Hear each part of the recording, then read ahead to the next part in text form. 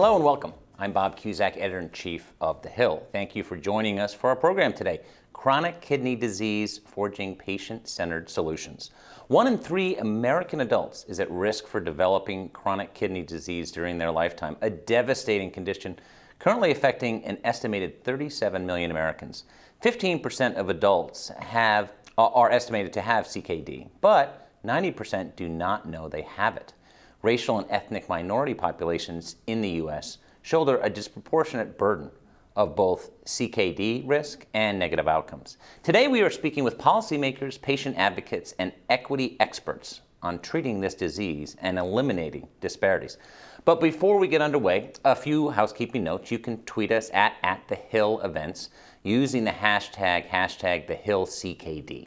We are broadcasting live and will be taking your questions throughout the program. My first guest today is Tom Duvall, the Director of the Division of Special Populations and Projects at the CMS Innovation Center, where he oversees models designed to improve care for beneficiaries with chronic kidney disease. Welcome, Tom. Thank you. Tell us a little bit about, and I used to cover CMS a lifetime ago when it was actually a different agency name back then, HCFA. What is the CMS Innovation Center, for those who don't know, and your role in it?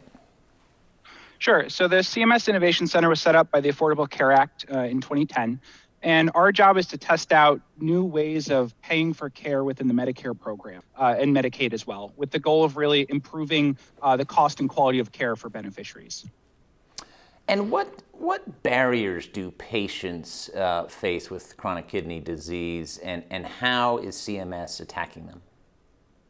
Sure. So there's a few different ones. The biggest one is getting diagnosed in the first place. There's an unfortunately large percentage of folks who never know that they have chronic kidney disease and then wake up in the hospital one day and need to go on dialysis. Another big one is I think just the need for more resources to be put into the efforts against chronic kidney disease. So as a result, at CMMI here, we're currently operating 2 different payment models that both impact the efforts to combat chronic kidney disease. Our big one is the Kidney Care Choices model, which focuses on coordinated care for beneficiaries with CKD and gives nephrologists additional payments for managing care, as well as some additional ways to bill the kidney disease education benefit with the goal of really increasing education and enhancing the care that beneficiaries can receive. And I was going to raise that model that you just mentioned, the Kidney Care Choice model. What was the impetus for starting this, and how has it done so far? Sure. So we ran a previous model, the Comprehensive ESRD Care Model, from 2015 to 2021. And that was just beneficiaries with ESRD who were already on dialysis. So one of the big lessons we got from that, and we had some pretty good results on that, about a 3% reduction in hospitalizations. But we saw the need to kind of go upstream to include beneficiaries with chronic kidney disease, as well as beneficiaries in the transplant process there. So I think the real goal was to kind of learn and build on the efforts that we had tested out in that model. So the KCC model only started January 1st, 2022. So we unfortunately don't have any results yet. We do have 81 participants currently in the model with approximately 130,000 beneficiaries. And we're adding to that number then for next year. So I think we're pretty pleased by the response from the community and then all the nephrologists and other healthcare providers that have stepped up to be a part of the model and really help to coordinate care.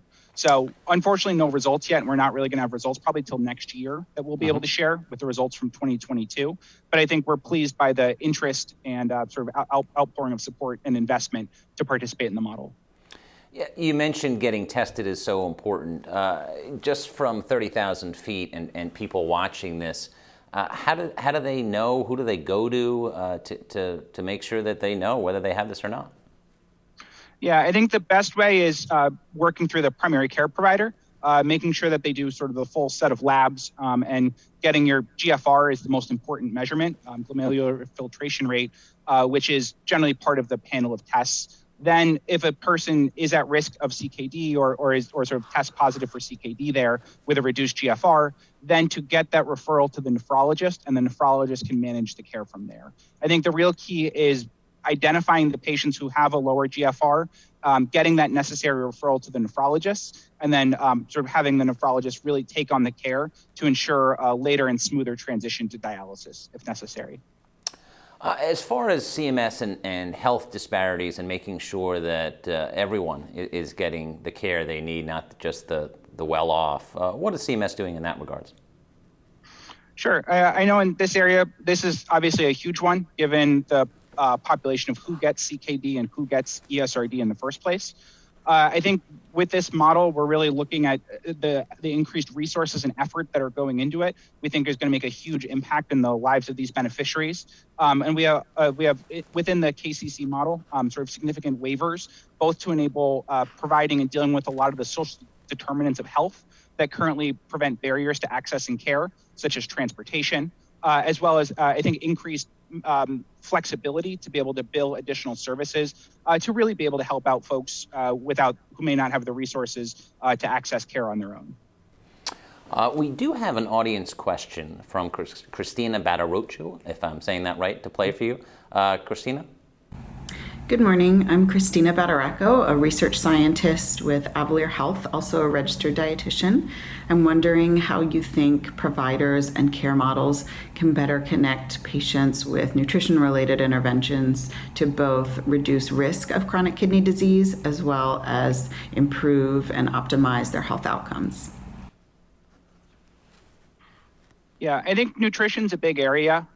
Part of what we do at CMMI and kind of our general theory is that if we set the incentives correctly, that providers will effectively respond to the incentives and figure out the best ways to manage care. And there's lots of different areas to attack and focus on. Diet is an important one. That's in part why in the CEC model, we included a special waiver to allow dialysis facilities to distribute nutritional supplements to beneficiaries. And in the KCC models here, we have some broader waivers around providing in-kind services like nutritional services. I think dietitians play a very important role in the process. And we also have our waiver to allow dietitians to be able to deliver kidney disease education services, which we think that they're eminently qualified to do because they're such an important part of the care team here. As far as the role of innovation, how does that fit in to make sure that things, new treatments are being okayed by the government, but they're safe, and also payment policy, because obviously the CMS is a leading agency on reimbursement? Yeah, I think from the CMMI perspective, our thought is that if we set the incentives correctly, that people will respond to them with whatever appropriate treatments there are. And if there are new innovations that come on that sort of can create more cost-effective treatment, then we sort of hope that folks will pick those up and begin to really deliver them for beneficiaries. I think the real hope with these models is it's moving away from some of the fee-for-service mindset of I need to build this and sort of look for an increase in billing revenue, and really try to move to a total patient mindset where we're trying to take care of all of the needs of the patient and figure out what can best sort of help out their overall quality of life and reduce overall spending, which we think definitely opens the door for a lot of new kinds of treatments that folks may not have been as interested in before. How did you come up with the kidney care choice model as far as like talking to consumer groups and others, just overall stakeholders? What role did they play maybe then and now? Sure.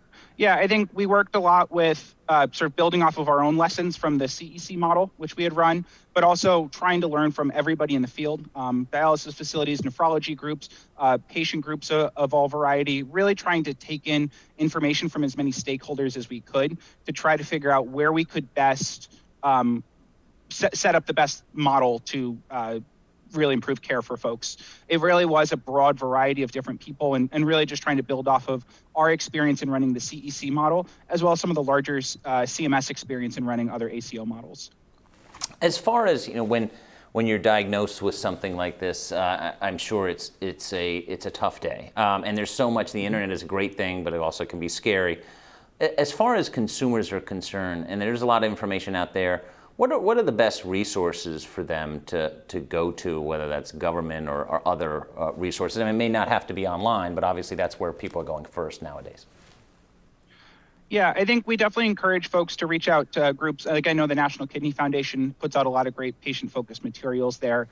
I think part of what we're really pushing with our models is to really kind of bolster the nephrologist in this effort, recognizing the nephrologist as the relevant kind of quarterback here, coordinating all of the care, and to really serve as the primary care provider for this patient.